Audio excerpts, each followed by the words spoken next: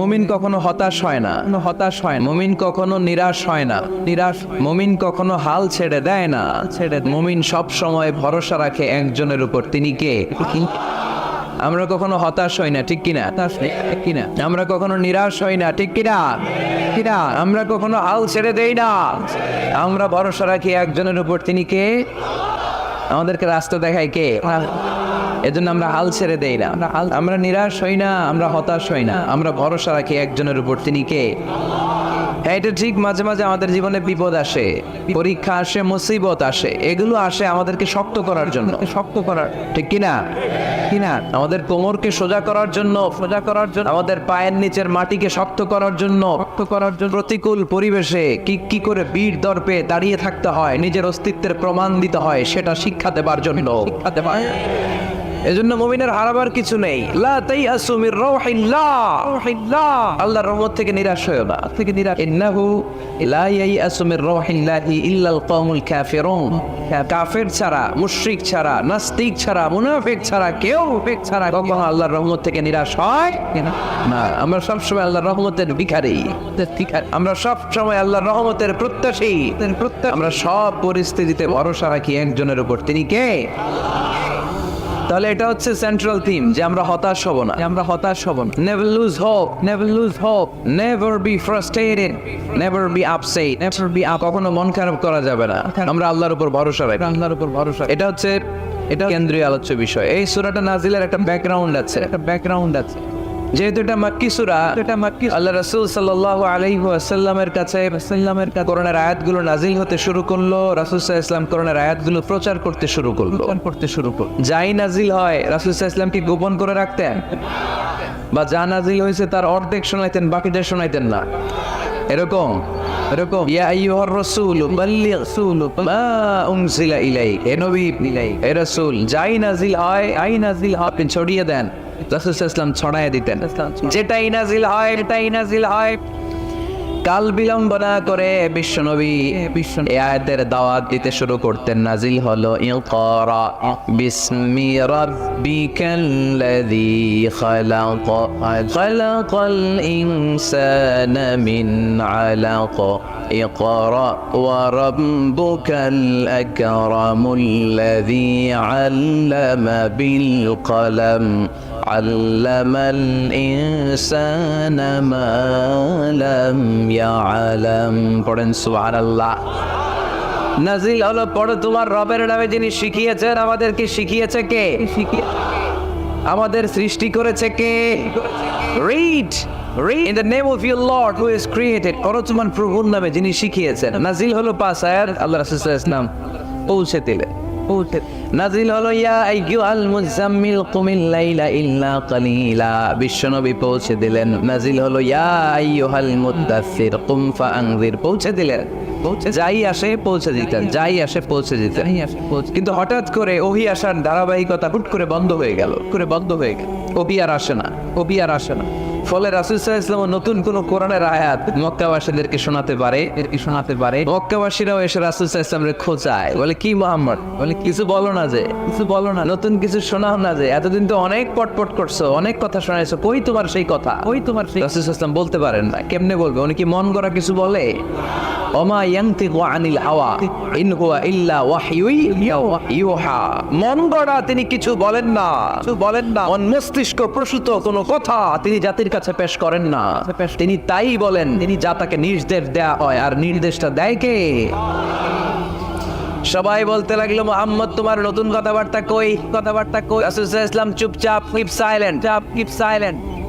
কাফিররা বলতে শুরু করলো ইন্না মুহাম্মাদান ক্বালাহু রাব্বুহু, মুহাম্মাদের রব মুহাম্মদ রে ভুলে গিয়েছে, মুহাম্মাদের রব মুহাম্মদ রে বর্জন করেছে। তাই তো নতুন কিছু আসে না। মুহাম্মদ তোমার দিন শেষ, তোমার কাছে আর আসবে না ওহী।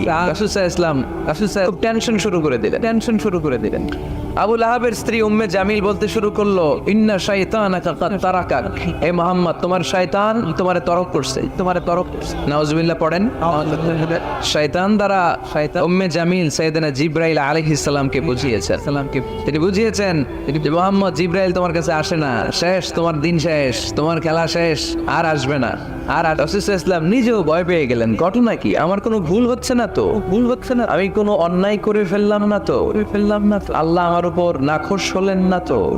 আমরাও মাঝে মাঝে এরকম ফ্রাস্ট্রেশনে ভুগি না, কি রে আল্লাহ বোধহয় আমারে পছন্দ করে না, এত দোয়া করি, এত দোয়া, আল্লাহ মনে হয় আমার দোয়া কবুল করে না, আল্লাহ মনে হয় আমারে চায় না, আল্লাহ মনে হয় আমারে ভালোবাসে না, তা না হলে আমার দোয়া কবুল হয় না কেন, আমি এত দুঃখী কেন। আমি রাসূল সাল্লাল্লাহু আলাইহি ওয়াসাল্লাম ঠিক একই টেনশনে পড়লেন, ঠিক একই ডিলেমায় পড়লেন, ঠিক একই পেরেশানিতে ভুগলেন।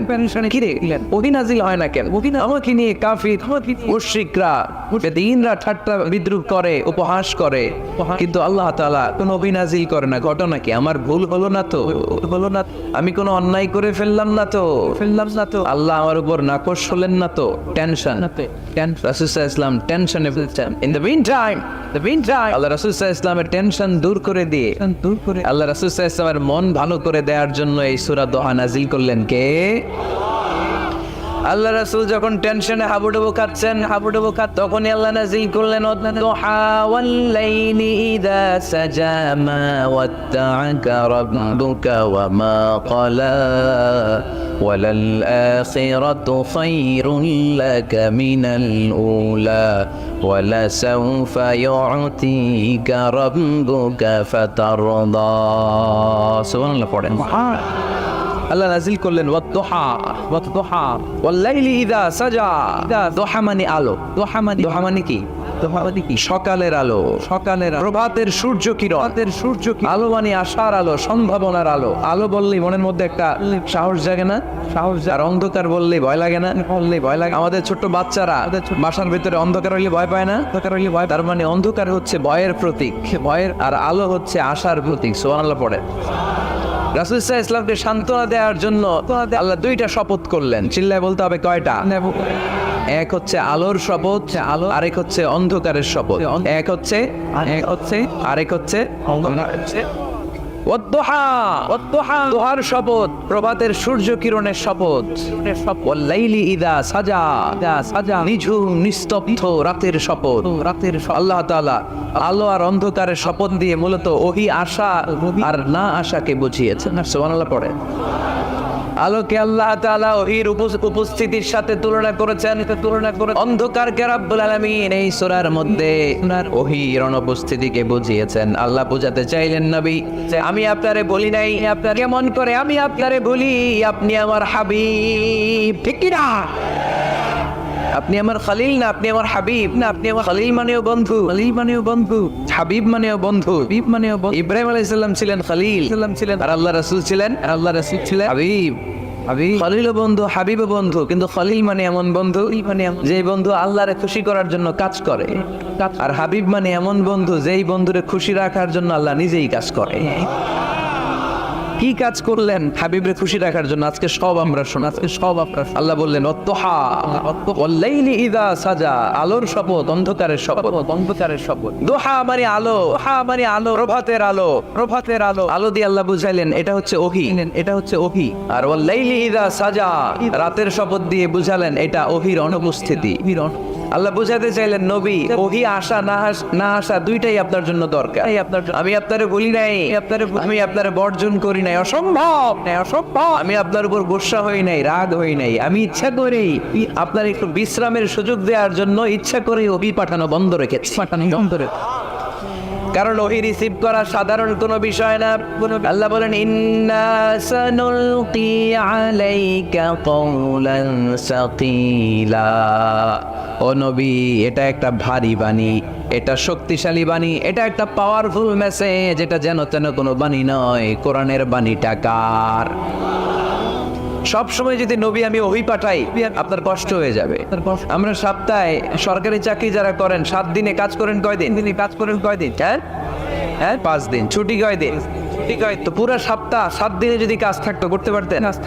কথা বলেন। আবার 7 দিনে যদি ছুটি থাকতো ভালো লাগতো? আল্লাহ বুঝাতে চাইলেন নবী, লাগাতার যদি ওহী নাযিল করি, এটা রিসিভ করা, এই দাওয়াতটা যথাযোগ্য মর্যাদায় পৌঁছে দেয়া, এটা আপনার জন্য কষ্ট হয়ে যাবে। কারণ ওহী এটা সাধারণ কোনো বাণী নয়। এই বাণীটা কার? আল্লাহ রাসূল যখন ওরার উপরে কিংবা ওটের উপরে থাকা অবস্থায় কোরআনের আয়াত নাজিল হতো ওনার উপর, কোরআনের ভারে, কোরআনের পাওয়ারে ওটের পাগুলো, ঘোড়ার পাগুলো মরুভূমির বালির মধ্যে দেবে যেত। এত পাওয়ারফুল বাণী। লাউ আনজালনা হাযাল কুরআনা আলা জাবাল লারাআইতাহু খাশিআম মুতাসাদ্দিআম মিন খাশিয়াতিল্লাহ। এ নবী, কোরআনকে আপনার কাছে না পাঠিয়ে পাহাড়ে নাজিল করলে, মাউন্ট এভারেস্টে নাজিল করলে, তুর পাহাড়ে নাজিল করলে, আল্পস পর্বতমালায় নাজিল করলে, আলাস্কা মাউন্টেন রেঞ্জ এর উপর নাজিল করলে, এই ময়মনসিংহের গারো পাহাড়ের উপর নাজিল করলে, মুহূর্তে এই পাহাড়গুলো ভেঙে চুড়ে চুরমার হয়ে খান হয়ে যেত। তার মানে এই বাণীটা কি হালকা না শক্ত? ওটের উপর থাকা অবস্থায় যখন কোরআন নাজিল হতো ওটের পা দেবে যেত, ঘোড়ার উপর থাকা অবস্থায় কোরআন নাজিল হলে ঘোড়া বসে যেত। শীতের রাতে কোরআন নাজিল হলে আম্মাজান আয়েশা বলেন আমরা কম্বল গায়ে দিয়ে কাঁপতাম। ওয়া ইন্না জাবিনাহু লা ইয়াতাফাসসাদু আরাকান, রাসূল সাল্লাল্লাহু আলাইহি ওয়াসাল্লামের দাড়ি আর থুতনি বেয়ে ঝরঝর করে ঘাম ঝরতো। এক সাহাবীর মাথার মধ্যে পা রেখে বিশ্বনবী শুয়ে আছেন, ঘন্টাখানিক শুয়ে থাকলেন। সাহাবী বলে আমার ব্যথা লাগে না। বিশ্বনবী শুয়ে আছেন, হঠাৎ করে বিশ্বনবী ঘুম থেকে জাগলেন, কিন্তু এই সাহাবীর রানের উপর থেকে মাথা তুলেন নাই। ইন দা মিন টাইম কোরআনের আয়াত নাজিল হওয়া শুরু হলো। সাহাবী বলেন 1 ঘন্টা শুয়ে আছে আমি টের পাই না, কিন্তু যখন কোরআনের আয়াত নাজিল হলো মনে হলো উহুদ পাহাড়টা আমার পায়ের উপরে চেপে বসেছে। ঘন্টাখানিক শুয়ে আছে বিশ্বনবী, সাইয়েদনা যায়েদ রাদিয়াল্লাহু তাআলা আনহু রানের মধ্যে মাথা রেখে, উনি টেরই পাচ্ছেন না। কিন্তু ইন দ্য মিন টাইম হঠাৎ করে সাইয়েদনা জিবরাইল কোরআনের আয়াত নিয়ে আসলেন। বিষ্ণু সাল্লাল্লাহু আলাইহি ওয়াসাল্লাম কোরআনের আয়াত রিসিভ করতে শুরু করলেন। যখনই কোরআনের আয়াত নাজিল হলো সাহাবী বলেন বিশ্বনবীর মাথার ওজনটা এত বেড়ে গেল আমার মনে হচ্ছে মুহূর্তের মধ্যে আমার পায়ের রান ফেটে খান হয়ে যাবে। তার মানে এই কোরআনের মধ্যে পাওয়ার আছে না নাই? এটা কি হালকা বাণী না ভারী বাণী? প্রতিদিন যদি ভারী কথা বিশ্বনবীর কাছে রিসিভ হয়, বিশ্বনবী এই অহির ভার স্নায়ুতে সহ্য করতে পারবে? আল্লাহ বলেন নবী আপনার কষ্ট হচ্ছে, এটা দেখে আমি ইচ্ছা করে ইন্টেনশনালি আপনার বিশ্রাম আর রেস্টের ব্যবস্থা রাখার জন্য কয়েকদিন ইচ্ছা করে অভিনাজিল বন্ধ রেখেছি। কাফিররা বলে আমি আপনারে ভুলে গেছি, নেভার, অসম্ভব। আপনি আমার হাবিব, আপনারে ভুলে যাওয়া আমার পক্ষে অসম্ভব। আমি আপনার উপর রাগ করি নাই, আমি ইচ্ছা করে ওহী নাজিল না করে আপনার কিছুদিনের জন্য ছুটি আর বিশ্রামের ব্যবস্থা করে দিয়েছে। চিল্লায় পড়েন সুবহানাল্লাহ। এজন্য আল্লাহ শপথ করে বললেন ওয়াল্লাইলি ইযা সাজা মা ওয়াদ্দাআকা রাব্বুকা ওয়া মা ক্বালা। আলোর শপথ, অন্ধকারের শপথ। তারপরে বিশ্বনবীরে রব্বুল আলামিন 3টা কনফার্মেশন শোনালেন। কয়টা? প্রথমে 2টা ওথ, মানে 2টা শপথ, তারপরে 3টা কনফার্মেশন, তারপরে 3টা রিমাইন্ডার, এন্ড ফাইনালি 3টা ওয়ার্ক প্ল্যান, মানে কর্মসূচি। বাংলায় বললে প্রথমে আল্লাহ 2টা শপথ করেছেন, তারপরে 2টা তার কনফার্মেশন করেছেন, মানে আমি আপনাকে কনফার্ম করলাম যে এগুলো আমি আপনাকে দেব, তারপরে 3টা রিমাইন্ডার দিয়েছেন নবী আগে আপনার কি ডিসিশনে, আর সর্বশেষ আল্লাহ তাআলা বিশ্ব নবীকে 3টা ওয়ার্ক প্ল্যান দিয়েছেন, মানে কর্মসূচি। চিল্লায় পড়তে হবে সুবহানাল্লাহ। কনফার্মেশন নাম্বার 1, মা ওয়াদ্দাআকা রাব্বুকা ওয়া মা ক্বালা। ও নবী চিন্তা করবেন না, আমি আপনারে ভুলি নাই, আমি আপনারে বর্জন করি নাই। কাফেররা যে বলে আমি আপনারে ছেড়ে দিয়েছি, ভুলে গিয়েছি, নো, আমি আপনারে ভুলি নাই, আমি আপনারে বলে আমার পক্ষে সম্ভব না। সুবহানাল্লাহ পড়েন। 2 নাম্বার কনফার্মেশন আল্লাহ বললেন ওয়ালাল আখিরাতু খায়রুন লাকা মিনাল উলা। পড়েন ওয়ালাল আখিরাতু খায়রুন লাকা মিনাল উলা। ও নবী দুনিয়ার জীবনের চাইতে আখিরাতের জীবন আপনার জন্য শ্রেষ্ঠ। কিন্তু আমরা আখিরাত অবশ্যই আখিরাত খায়রুল লাকা আপনার জন্য উত্তম মিনাল উলা, এই দুনিয়ার চেয়ে। and verily indeed the hereafter is far better for you than this dunya. অবশ্যই এই দুনিয়ার ক্ষণস্থায়ী জীবন আপনার জন্য উত্তম নয়, আখিরাত এই দুনিয়ার চেয়ে 1000 গুণ বেশি উত্তম। চিল্লায় কোন সুবহানাল্লাহ। আবার আরেক আয়াতে আল্লাহ বললেন বাল তুসিরুনাল হায়াতাদ দুনিয়া ওয়াল আখিরাতু খায়রুন ওয়া আবাকা। তোমরা এই দুনিয়ার জীবনকে প্রাধান্য দিয়ে থাকো, কিন্তু দুনিয়াটা শ্রেষ্ঠ নয়, আল্লাহর কাছে আখিরাত হলো শ্রেষ্ঠ, আখিরাত হলো স্থায়ী। সুবহানাল্লাহ পড়েন। তাহলে প্রথমে কনফার্ম করলেন নবী নো টেনশন, নবী নো নো নো টেনশন, আমি আপনার সাথে আছি। আমি আপনার আল্লাহ যদি সাথে থাকে আর কিছু লাগে? লাগে। 2 নাম্বার কনফার্মেশন। আচ্ছা, আমরা মাঝে মাঝে মেসেজ পাঠালে মেসেজ পৌঁছলো কিনা কনফার্মেশন আছে না? কনফার্মেশন মেসেজ পাঠায় না? মেসেজ পাঠায়। একটা টপ আপ করলাম, টপ আপ বা ইন্টারনেটের প্যাকেজ নিলাম, এটা অ্যাক্টিভ হলো কিনা একটা কনফার্মেশন মেসেজ আসে না? মেসেজ আর প্রথম কনফার্মেশন নবী আমি আপনার সাথে আছি, আমি আপনার সাথে। দ্বিতীয় কনফার্মেশন নবী এই দুনিয়ায় সাময়িক কিছু কষ্ট করেন, কিন্তু আখিরাতে আপনার জন্য কল্যাণ রেখে দিয়েছে কে? 3 নাম্বার কনফার্মেশন আল্লাহ বললেন ওয়ালা সাউফা ইউতিকা রাব্বুকা ফাতারদা। ও নবী আমি আপনার সাথে আছি, আপনার সাথে আছি। আখিরাতকে আপনার জন্য সাজিয়ে প্রস্তুত করে রেখেছি।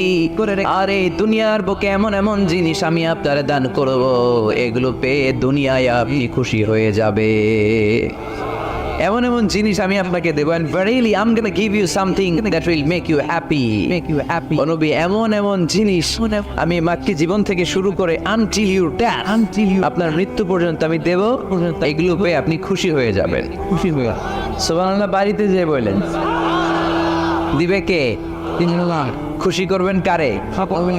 বিশ্ব ইসলামকে। খুশি করবেন কে? আর খুশি হবে কে? আর বিশ্ব নবী। সুবহানাল্লাহ পড়েন। ওয়ালা সাউফা ইউতিকা রাব্বুকা ফাতারদা। নবী এমন এমন জিনিস আমি আপনাকে দেব, আপনার এই পেরেশানি দুঃখ কষ্ট আপনার থাকবে না।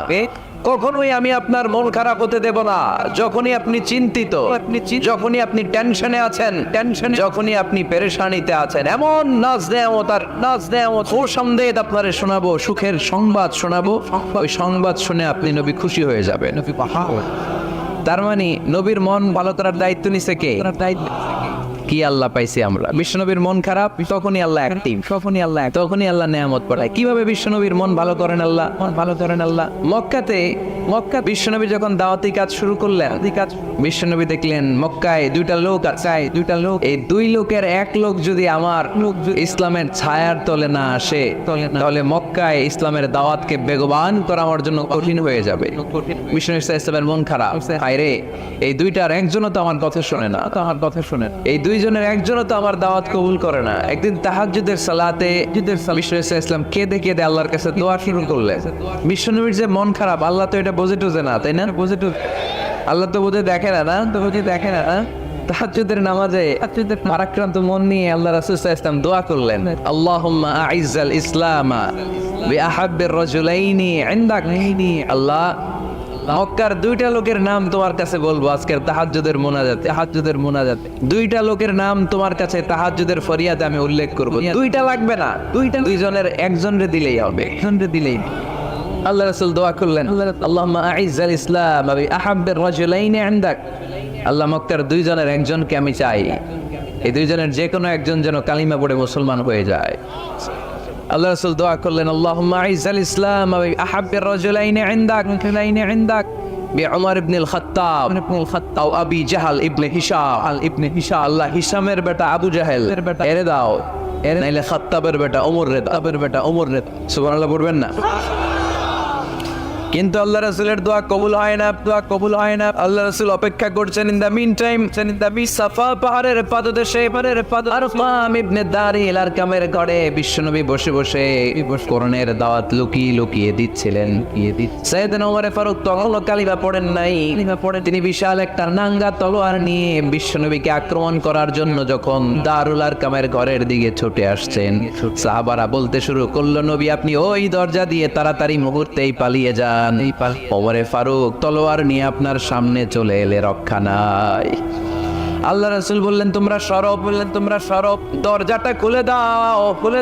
ওমরকে আমার সামনে তাড়াতাড়ি চলে আসতে দাও। আমার মনে হচ্ছে ওই যে তাহাজ্জুদের জায়নামাজে বসে চোখের পানি ছেড়ে আল্লাহর কাছে যে ওই দিন রাতে দোয়া করেছি, আজকে আমার দোয়াটা কবুল হতে চলেছে।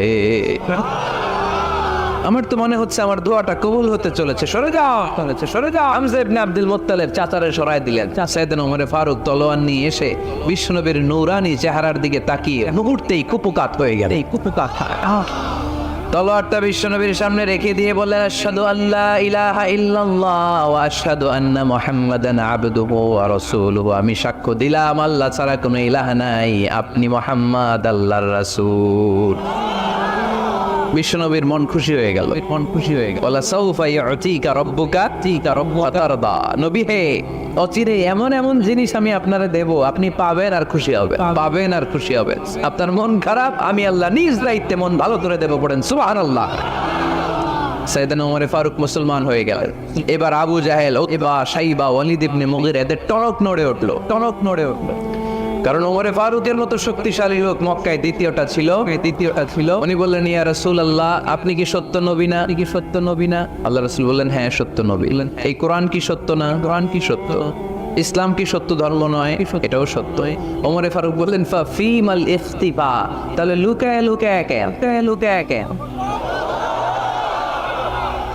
তাহলে সাফা পাহাড়ের পাদদেশে আরকাম ইবনে আবিল আরকামের ঘরের ভেতরে অন্ধকার কূপে দাঁড়িয়ে কোরআনের তেলাওয়াত কে? ময়দানে নেমে পড়েন, আমি ওমর আছি, দেখি কে কি করবে। রাসূল সাল্লাল্লাহু আলাইহি ওয়াসাল্লাম বললেন, না, এটা মাক্কি জীবন, ধীরে সুস্থে দাওয়াতি কাজ করো। ওমর ফারুকও ছাড়বে না। বললেন, ইয়া রাসূলুল্লাহ, একটা মিছিলের অনুমতি দেন।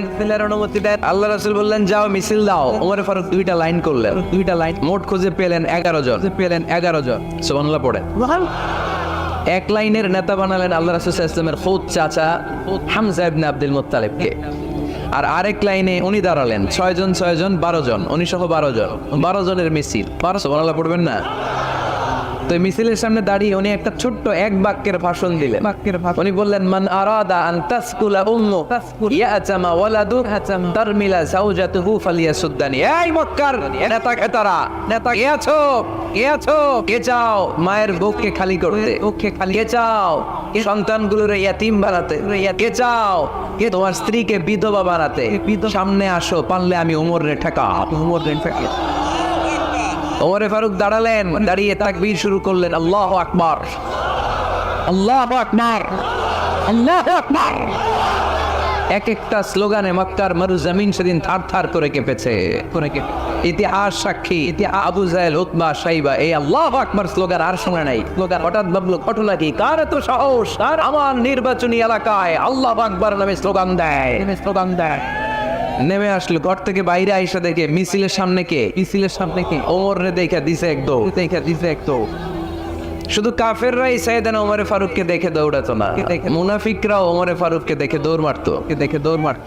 ইভেন ইবলিস শয়তান ওমর ফারুককে দেখলে দৌড় মারতো। সুবহানাল্লাহ পড়তে পারলেন না? আল্লাহ রাসূল ওমর ফারুককে দেখলে বলতেন, ওমর, মা সালাকা শাইতান সালিকান ফাজ্জান ইল্লা সালাকা ফাজ্জান গায়রা ফাজ্জিক। ওমর, ইবলিস শয়তান যদি তোমার কোনো রাস্তা দিয়ে হাঁটতে দেখে, ইবলিস শয়তান ওই রাস্তা রেখে দিয়ে অন্য রাস্তা দিয়ে হাঁটে।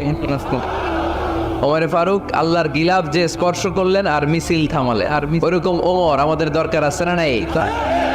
বিশ্বনবী বললেন, লা নাবিয়্যা বা'দি ওয়ালা রাসূলা, আমার পরে কোনো নবী নাই, কোনো রাসূল নাই, তবে আমার পরে যদি কেউ নবী হতো, লাউ কানা বা'দি নাবিয়্যুন লাকানা উমর, আমার পরে যদি নবী হওয়ার যোগ্যতা কারো থাকে, আমার প্রাণের সাহাবা ওমরের ওই যোগ্যতা আছে। এই কিছু প্রভু তুমি বলেছ রাসূল দেবে না, বলনি দেবে না ওমর, বলনি দেবে না হামজা তারি, খালিদ বিজয় সমর।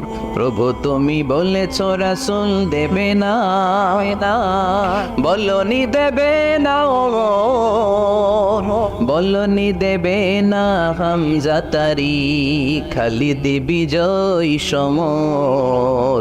প্রভু তুমি বলেছ রাসূল দেবে না। সুবহানাল্লাহ পড়েন। ওইরকম একটা ওমর হইলে আমাদের জন্য না, ওই একটা ওমরের অপেক্ষায় বসে আছে গোটা মুসলিম উম্মাহ। চিল্লায় বলো ঠিক কিনা? ওমর ফারুক কালিমা পড়ে মুসলমান হয়ে গেলেন। বিশ্বনবী খুশি হয়ে গেলেন। ওয়ালা সাউফা ইউতিকা রাব্বুকা। আল্লাহ বললেন নবী, যখনই আপনার মন খারাপ, যখনই আপনি পেরেশানিতে ভুগবেন, যখনই আপনি টেনশন করবেন, তখনই আপনার মন ভালো করে দিবে কে?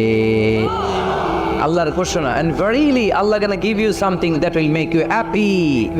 এমন জিনিস আমি দেব, আপনি খুশি হয়ে যাবেন। আল্লাহ রাসূল সাল্লাল্লাহু আলাইহি ওয়াসাল্লাম দাওয়াত দিতে দিতে তায়েফ চলে গেলেন। তায়েফ নাম শুনেছেন? তায়েফ নাম শুনেছেন? মক্কা থেকে 80 মাইল দূরে। আমি গিয়েছি কয়েকবার। ঠান্ডা এলাকা 6000 ফিট উঁচু, মেঘ নেমে আসে।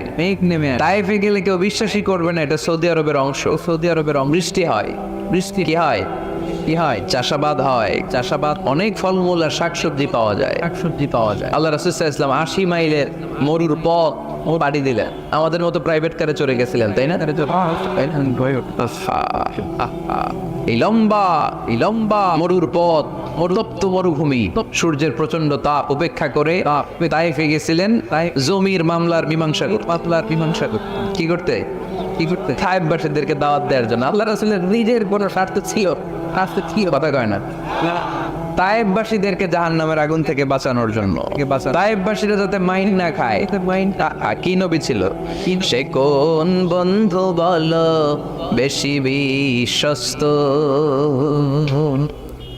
সে কোন বন্ধু বলো বড় বিশ্বস্ত, কার কাছে মন খুলে দেয়া যায়, কার কাছে প্রাণ খুলে বলা যায়, পাওয়া যায় অতি আশ্বস্ত। তার নাম আহমদ বড় বিশ্বস্ত। সুবহানাল্লাহ পড়ে। কি দিল দরিয়া নবী ছিলেন, রাহমাতাল লিল আলামিন। I have sent you as a mercy for the entire universe. নবী হে, আমি আপনাকে গোটা বিশ্বের জন্য রহমত করে প্রেরণ করেছি। সুবহানাল্লাহ। রহমতের নবী, দয়ার নবী দাওয়াত দেওয়ার জন্য 80 মাইলের লম্বা মরুর পথ পাড়ি দিয়ে তায়েফের ময়দানে যখন ছুটে যায়, তায়েফের ছেলেরা বিশ্বনবীর দাওয়াত তো কবুল করেই নাই, বরং বিশ্বনবীর অপমান করেছে, বিশ্বনবীকে লাঞ্ছিত করেছে, বিশ্বনবীর সাথে মারপিট করেছে, বিশ্বনবীর গায়ে পাথর মেরেছে। এই সুশ্রী দেহটা বেয়ে বেয়ে ঝরে বিশ্বনবীর গা থেকে টপ টপ করে তায়েফের জমিনে তাজা লাল খুন ঝরেছে। গিয়েছে তায়েফবাসীদের বাঁচানোর জন্য, নিজের কোনো স্বার্থ নাই। তায়েফবাসীরা জাহান্নামের আগুনে না জ্বলে, কিন্তু তায়েফবাসীরা বিশ্বনবীর আঘাত করেছে। তিনটা জায়গায় আমি দেখে এসেছি জায়গাগুলা। তিনটা জায়গায় বিশ্বনবীকে আহত করা হয়। খেয়ে না খেয়ে দিন প্রচারের কাজে নিজেকে দিয়েছ মিলিয়ে, তায়েফের কাফিরেরা চিনল না সে আলো, দুষ্ট ছেলেদের পিছু দিল লেলিয়ে, পাথরের আঘাতে ক্ষত বিক্ষত হয়ে সারা শরীর থেকে রক্ত ঝরে। হে রাসূল তোমাকে ভুলি আমি কেমন করে, হে রাসূল তোমাকে ভুলি আমি কেমন করে, হাজার ব্যথা বেদনার পরে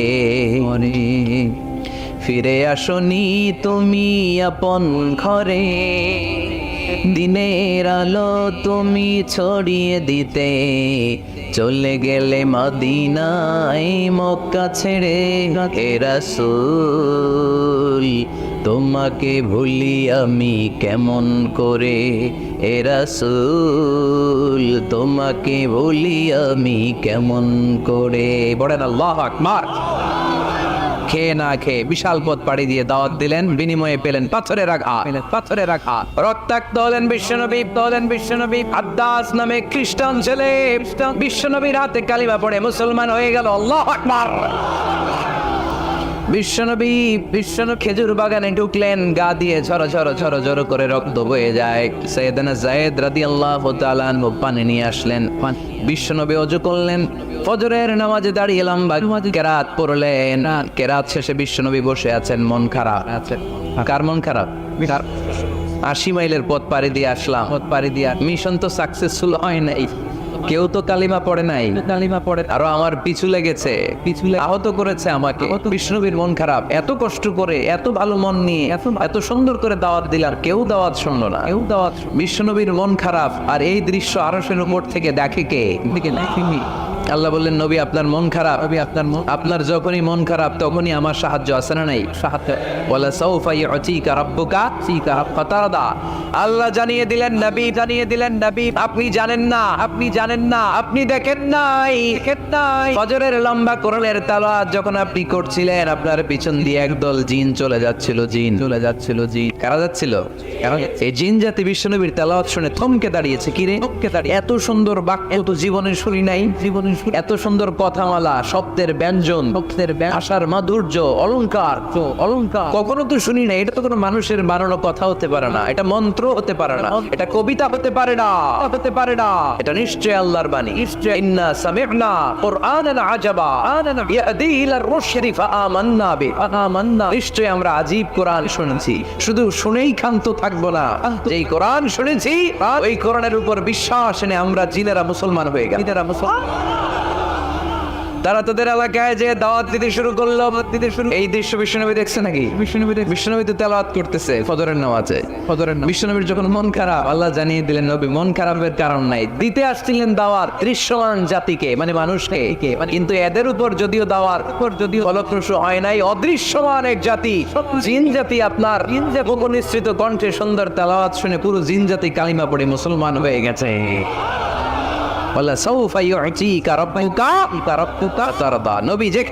নবী যেখানেই পেরেশান, যেখানে আপনার মন খারাপ, এখানেই মন ভালো করে দিবে কে? আল্লাহ রাসূল সাল্লাল্লাহু আলাইহি ওয়াসাল্লামের প্রিয়তমা স্ত্রী খাদিজাতুল কুবরা আত-তাহিরা রাদিয়াল্লাহু তাআলা আনহা ইন্তেকাল করলেন। রাসূল সাল্লাল্লাহু আলাইহি ওয়াসাল্লামের হৃদয়টা ভেঙে খানখান হয়ে গেল। চাচা আবু তালেব ইন্তেকাল করলেন, হৃদয়টা ভেঙে খানখান হয়ে গেল। চারদিক থেকে শত্রুতা বাড়তে শুরু করলো, কোন দিক থেকে সাহায্য নাই। বিশ্বনবী আবার পেরেশান, কই যাব, কোথায় গেলে আশ্রয় পাবো? আমার তো কেউ নাই, কেউ আমার দুনিয়ায় বেঁচে নাই। প্রাণাধিক প্রিয় স্ত্রী খাদিজাতুল কুবরা দুনিয়া ছেড়ে বিদায় নিল। যেই চাচা আমার শেল্টার দিয়ে রাখতো কাফেরদের হাত থেকে, চাচাও চলে গেল। এখন আমি কই যাব? আল্লাহ বললেন কই যাবেন? জায়গা পান না, আমার আরশে চলে আসেন। সুবহানাল্লাযী আসরা বিআবদিহি লাইলাম মিনাল মাসজিদিল হারাম ইলাল মাসজিদিল আকসা। সুবহানাল্লাহ পড়েন। সাইয়েদনা জিবরাইলকে দিয়ে আল্লাহ সারপ্রাইজ দিলেন তার নবীকে। কি দিলেন? সারপ্রাইজ শব্দটার সাথে পরিচিত না আমরা? হঠাৎ করে কাউকে এমন কিছু দেখালাম বা দিলাম সে কল্পনাও করে নাই। সাইয়েদনা জিবরাইল মারফত আল্লাহ তাআলা তার প্রিয় হাবিবকে সারপ্রাইজ দিলেন। তিনি তার চাচাতো বোনের ঘরে শুয়েছিলেন। হঠাৎ করে সাইয়েদনা জিবরাইল ঘরের ছাদকে উঠিয়ে ফেললেন, বিশ্বনবীকে সাঁ করে নিয়ে হাতিমে শুইয়ে দিলেন। গলার এখান থেকে নাভি পর্যন্ত ছিঁড়ে ফেললেন। এটাকে বলে ওপেন হার্ট সার্জারি। সবটা সাদার সিনা চাক করলেন। আল্লাহ রাসূলের হৃদয়ে বের করে জামজামের পানি দিয়ে ধৌত করলেন। হৃদয়ে নূর, হৃদয়ে ঈমান, হিকমা, প্রজ্ঞা দিয়ে হৃদয়টারে আবার পরিপূর্ণ করলেন, আবার সেলাই করে দিলেন। তারপরে সরাসরি এখান থেকে বাইতুল মাকদাস, ওখান থেকে আল্লাহর আরশে নিয়ে গেলেন। আল্লাহ সাউফা ইউতিকা রাব্বুকা ফাতারদা। নবী এমন জিনিস আমি আপনারে দেব, আপনি তো নিয়ে কুল পাবেন না। যখনই আপনার মন খারাপ, তখনই আমার দেয়া নেয়ামত আপনার জন্য আছে না নেই? মেরাজে চলে গেলেন, রবের সাথে সাক্ষাৎ করে দুনিয়ায় আসলেন। দুনিয়ায় আসার পরে মক্কার লোকেরা আবার বিশ্বনবীকে হত্যার ষড়যন্ত্র শুরু করে দিল। বিশ্বনবী ডানে যাওয়ার জায়গা পায় না, বায়ে যাওয়ার জায়গা পায় না, সামনেও যেতে পারে না, পেছনেও যেতে পারে না। আল্লাহ বললেন নবী এই এলাকায় আর থাকার দরকার নাই, আপনি মদিনায় চলে যান। তয়বা মদিনাতুন নবী, পবিত্র শহর, যে শহরের মাটিতে বরকত, যে শহরের বালুতে বরকত। চিল্লায় পড়েন সুবহানাল্লাহ। বিশ্বনবী আল্লাহ তাআলার আদেশে এই কষ্টকর পরিস্থিতি থেকে উত্তরণের জন্য মক্কা থেকে মদিনায় গেলেন। মদিনায় যাওয়ার সাথে সাথে লোকজন গাইতে শুরু করলো, তালাআল বাদরু আলাইনা মিন সানিয়াতিল ওয়াদা ওয়াজাবা শুকরু আলাইনা মাদাআ লিল্লাহি দা আইয়ুহাল مبعوث فينا جئت من أمر المطاع جئت شرفت المدينة مرحبا يا خير دا সবাই পড়েন طلع البدر علينا من ثنيات الوداع وجب الشكر علينا ما دعا لله دا সুবহানাল্লাহ পড়েন। মক্কায় অত্যাচার, মক্কা থেকে গেলেন সবাই ফুল নিয়ে দাঁড়ায় আছে আর পড়তে আরম্ভ করছে তলা আল বদ্রু আলাইনা। আবার বৃদ্ধ বনিতা, মদিনার ছোট বড় মাচারি নারী পুরুষ কেউ বাদ যায় নাই, সবাই বিষ্ণু ইসলামকে ওয়েলকামিং রিসেপশন দেওয়ার জন্য চলে এসেছে। দৃশ্য দেখে বিশ্বনবীর মন খারাপ ছিল, আবার মন ভালো হয়ে গেল, আবার মন।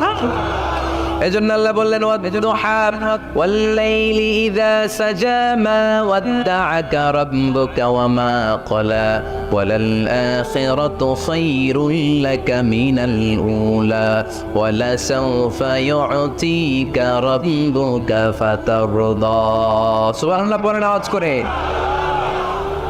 আল্লাহ সাউফা ইউতিকা রাব্বুকা ফাতারদা, রাব্বুকা ফাতারদা। এ নবী এমন এমন জিনিস দিব আপনি খুশি হয়ে যাবেন, আপনি খুশি হয়ে যাবেন, খুশি হয়ে যাবেন। মদিনাতে যে আল্লাহ রাসূল সাল্লাল্লাহু আলাইহি ওয়াসাল্লাম মসজিদে নববী প্রতিষ্ঠা করলেন, আল্লাহ তাআলা কিবলা চেঞ্জ করে দিলেন। আগে পড়তো মক্কার দিকে নামাজ, এখন পড়ে ফিলিস্তিনের দিকে নামাজ। 16 থেকে 17 মাস থেকে রাসূল সাল্লাল্লাহু আলাইহি ওয়াসাল্লাম ফিলিস্তিনের দিকে, মানে ইহুদিরা যে দিকে নামাজ করে ওই দিকে হয়ে নামাজ করলে, কারণ আদেশটা কার? জোরে বলেন সবাই, আদেশটা কার? কিন্তু নবীর মন মানে না, নবীর মন মানে না। নবীর মনে বড্ড আশা, আমার জন্মস্থান, আমার প্রিয় শহর মক্কার কাবা ঘরের দিকে যদি আমি সেজদা দিতে পারতাম আমার বড্ড ভালো লাগতো। কারণ কাবা আমার জন্মস্থান, মক্কা আমার জন্মস্থান, আমার বংশের গোড়া, আমার আদি পিতা ইসমাইল ইব্রাহিম এই কাবা ঘর নির্মাণ করেছে। তাই প্রত্যেকটা নামাজের পরে বিশ্বনবী আকাশের দিকে তাকায়, মনে মনে ভাবে কাবা যদি চেঞ্জ হয়ে যেত, কিবলা যদি আল্লাহ পরিবর্তন করে দিত কতই না ভালো হতো। নামাজ শেষে বিশ্বনবী দুঃখ নিয়ে উপরে তাকায়, আল্লাহ তো আর দেখে না, তাই না? দেখে আল্লাহ বলে قد نرى تقلب وجهك في السماء। ও নবী আপনি যে আকাশের দিকে তাকিয়ে মন খারাপ করে মনে মনে বিড়বিড় করে কি বলেন, সব আমি জানি, সব আমি দেখি। ফাওয়াল্লি ওয়াজহাকা শাতরাল মসজিদিল হারাম। আর দেরি নয়, আর কাল বিলম্ব নয়, যেখানে ফিরে আপনার সেজদা দিতে মনে চায় আজ থেকে ওই কাবার দিকে আপনার কিবলা আমি মুহূর্তেই পরিবর্তন করে দিলাম গো নবী। নবীর যেটা মন চাইতেছে আল্লাহ ওইটাই দিতেছে। সুবহানাল্লাহ পড়েন। এজন্যই বলেছি খালিল মানে এমন বন্ধু, মানে যেই বন্ধু আল্লাহরে খুশি করার জন্য কাজ করে। আর হাবিব মানে এমন বন্ধু, মানে যেই বন্ধুরে খুশি করার জন্য আল্লাহ নিজেই কাজ করে। কোন সুবহানাল্লাহ। ফাওয়াল্লি ওয়াজহাকা শাতরাল মসজিদিল হারাম, মসজিদে হারামের দিকে মুখ ফেরান। নবীর মুখ আমার সহ্য হয় না, যেদিকে আপনার নামাজ পড়তে মনে চায় ওই কাবার দিকেই পড়েন। চিল্লায় কোন সুবহানাল্লাহ। এভাবে যত জায়গায় নবী চিন্তিত, নবীর চিন্তা দূর করে দিছে কে? আল্লাহ রাসূল এই কোরআন থেকে জানতে পারলেন আগের নবীরা হায়াত পেয়েছে 1000 বছর, 2000 বছর। আগের নবীর উম্মতেরা হায়াত পেয়েছে 800 বছর, 1200 বছর। আমাদের নবী পৃথিবীতে বেঁচে ছিলেন কয় বছর? সবাই বলেন। এবং সুনানে তিরমিজির হাদিস, আল্লাহ রাসূল সাল্লাল্লাহু আলাইহি ওয়াসাল্লাম বলেছেন আমারু উম্মতি মা বাইনা 60 ইলা 70। আমার উম্মতের গড় বয়স হবে 60 থেকে 70। ওয়া আকাল্লুহুম মা ইয়াজুজু যালিক, এর চেয়ে বেশি হায়াত পাবে হাতে গোনা অল্প কয়েকজন। বেশিরভাগই 60-70 এর মধ্যে মরে শেষ। ঠিক কি না? এখন আমাদের সমাজের কি অবস্থা? এটাই তো, এটা আমাদের টাঙ্গাইলের কি অবস্থা? কত বাঁচে? 100 বয়স হয়েছে এরকম কে আছেন দেখি? টাঙ্গাইল ওই যে একজন হাত তুলছে, যুবক হাত তুলছে। মানে বুঝাইতে চাইছে হুজুর দোয়া করেন 100 বছর বাঁচতে চায়। আচ্ছা 80 বছর কার আছে দেখি? 80 পাওয়া যাবে বোধহয়, দেখটা ওই যে মাশাআল্লাহ, এই যে চাচারা আছে, আল্লাহ কবুল করুক, আল্লাহ আরো হায়াত বাড়ায় দেখ। 50 আছেন কে দেখি? 50 অনেক হাত নামান, অনেক হায়াত পেয়েছেন আপনারা। আল্লাহ আরো হায়াত দেখ, আরো হায়াত দাস করুক, পড়ি আমিন। আমার উম্মতি মা বাইনা 60 ইলা 70, আমার উম্মতের গড় বয়স হবে 60 থেকে এই কথা শোনার পরে বিশ্বনবী আবার কাঁদতে শুরু করলেন, কারণ বিশ্বনবীর টেনশন হচ্ছে, আগের উম্মতের হায়াত পাইছে বেশি, ইবাদত করছে, আমার উম্মত হায়াত পাইছে কম, ইবাদতের সুযোগ আরে আমার উম্মতের কি হবে, আমার উম্মতের কি হবে? এই নবী তো এমন নবী, সব নবীকে আল্লাহ একটা দোয়া করার সুযোগ দিয়েছিলেন, যে দোয়াটা করা মাত্রই কবুল। এটাকে আরবিতে বলে দাওয়া মুস্তাজাবা, লিকুল্লি নবিয়িন দাওয়া মুস্তাজাবা। সব নবীকে আল্লাহ একটা করে দোয়া করার সুযোগ দিয়েছে, আর এই দোয়াটা করা মাত্রই কবুল। আর সব নবীরা দুনিয়াতেই ওই দোয়া করে ফেলেছে। আল্লাহ রাসূল সাল্লাল্লাহু আলাইহি ওয়াসাল্লাম বলেছেন, ওয়া ইন্নী আখতাবিউ দাওয়াতি শাফাআতান লি উম্মতি ইয়াউমাল কিয়ামা। ওই দোয়াটা আমি দুনিয়ায় করি নাই, ওই দোয়াটা আমি তোমাদের জন্য কিয়ামতের ময়দানে যাতে তোমাদেরকে সুপারিশ করে জান্নাতে ঢোকাতে পারি, ওই জন্য রেখে দিয়েছি। কত কষ্টে বিশ্ব ইসলাম ছিলেন, খাবার ছিল না, পেটে পাথর বেঁধেছেন, যদি বলতেন আল্লাহ ওই দোয়াটা করলাম আপনি খাবার দেন, জান্নাতের খাবার পাঠাই দিত কে? খাবার না। ওদের ময়দানে দাঁত ভেঙেছেন, রক্ত ঝরেছে, যদি দোয়াটা করতেন মুহূর্তে বিজয় দিত কে? কোন পরিস্থিতিতে ওই দোয়াটা বিশ্বনবী করছেন? রেখে দিয়েছে। দেখেন, অন্য নবীর সাথে আমার নবীর অ্যাটিটিউডে পার্থক্য। অন্য নবীরাও চাইলে রাখতে পারতো এদের উম্মতের জন্য, না, বিপদের দিনে ওটা কাজে লাগায় ফেলছে। প্রত্যেক নবী একটা করে দোয়া করার সুযোগ পেয়েছিল, যে দোয়াটা করা মাত্রই কবুল। সব নবীরা দুনিয়াতেই শেষ, একমাত্র শুধুমাত্র কেবলমাত্র আমার আর আপনার নবী ছাড়া, রেখে দিয়েছেন ওই দোয়া আমাদের জন্য, আমার জন্য, আপনার জন্য, আমাদেরকে বাঁচানোর জন্য ওই দোয়া রেখে দিয়েছে। চিল্লায় বলেন ঠিক কি না? রেখে দিয়েছেন। কাঁদতে লাগলেন, আগের উম্মতেরা হায়াত পেয়েছে 1000 বছর, ইবাদত করেছে বেশি, আমার উম্মতেরা 60 আর 70 মাঝখানে মরলে এদের নসিবে কি হবে? আমার উম্মতের তো ইবাদতের সংখ্যা কম। আবার কান্না শুরু করলেন, মন খারাপ, আল্লাহ দেখে, নবীর যে মন খারাপ আল্লাহ দেখে। আল্লাহ নাজিল করলেন, ইন্না আনজালনাহু ফি লাইলাতিল কদরি ওয়া মা আদরাকা মা লাইলাতুল কদর, লাইলাতুল কদরি খায়রুম মিন আলফি শাহর। সুবহানাল্লাহ পড়েন। আল্লাহ বলে, নবী আপনি কাঁদবেন না, আপনার চোখের পানি আমার সহ্য হয় না। অন্যান্য নবীর উম্মতদেরকে হায়াত দিয়েছি বেশি, কদরের রাত দেই নাই। আপনার উম্মতকে যদিও হায়াত লম্বা দেই নাই, কিন্তু আপনার উম্মতকে আমি লাইলাতুল কদরের রাত দিয়েছি গো নবী। লাইলাতুল কদরি খায়রুম মিন আলফি শাহর, 1000 মাসের চেয়ে সেরা। এই এক কদরের রাতে, যদিও 60 থেকে 70 বছরের মধ্যে মারা যাবে, কিন্তু এই এক কদরের রাতে ইবাদত করলে 1000 বছর ইবাদত করলে যে সওয়াব, তার চেয়েও বেশি সওয়াব আপনার উম্মতের আমলনামায় ঢুকায় দিবে কে? খায়রুম মিন আলফি শাহর, 1000 বছর। 1000 বছরে হয় 83 বছর 4 মাস। আলফি শাহর 1000 মাস, 1000 মাসে হয় 83 বছর 4 মাস। এজন্য কদরের রাতে ইবাদত করতে রাজি আছেন তো? বিশ্বনবীর যেখানেই মন খারাপ, মন ভালো করে দেয় কে? সর্বশেষ কিয়ামতের ময়দানে, মাকামে মাহমুদে বিশ্বনবী সিজদায় পড়ে কাঁদবেন। আল্লাহ বলবেন, জিব্রাইল যাও, দুনিয়ায় কান্না সহ্য করতে পারি নাই, আজ কিয়ামতের ময়দানেও আমি আমার নবীরে কাঁদতে দেব না। ইযহাবিয়া জিব্রাইল কুল্লাহু মা ইউবকি, যে আমার নবীরে বলো, নবী আপনি কাঁদেন কেন? সাইয়েদনা জিব্রাইল যে বললেন, নবী আল্লাহ জিজ্ঞেস করেছেন আপনার কান্নার কারণ কি? বিশ্বনবী তখনও সিজদা থেকে মাথা তোলেন না, সিজদায় পড়ে উত্তর দেয়, উম্মতি রব্বি হাবলি উম্মতি। আল্লাহ আমার গুনাহগার উম্মতের কি হবে? আল্লাহ আমার উম্মতের কি হবে? আল্লাহ বললেন, জিব্রাইল তাড়াতাড়ি যাও, আমার নবীর কান্না আমার সহ্য হয় না, আমার নবীর কানে কানে যে বলো, ইন্না সানুরদিকা ফি উম্মাতিকা। দুনিয়াতে যেমনি আপনি পেরেশান অবস্থায়, মন খারাপ অবস্থায় আমি আপনার মন ভালো করে দিয়েছি, আজকে আপনার উম্মতের ব্যাপারেও এমন একটা ঘোষণা আসবে, ওই ঘোষণা পেয়ে আপনি আজও খুশি হয়ে যাবেন গো নবী।